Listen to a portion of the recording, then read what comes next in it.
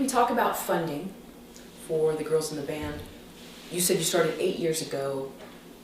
What was the first step you took with trying to find backers for the film?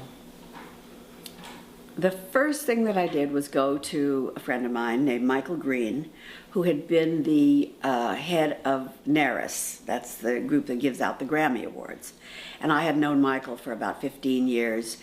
And I called him up and said, I have a project that I think you might be interested in. So he said, well, what is it? So I told him briefly on the phone.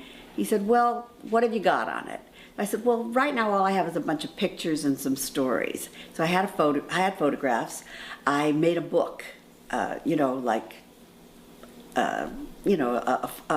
folder that had a lot of the photographs of the women in it, and I wrote up the stories of each of them that I had done after this year of research. And I went up to see Michael and gave him the book. And he said, yeah, this looks interesting. What do you want? And I said, I want enough money to make a demo reel. And he said, okay, I'll give you the money.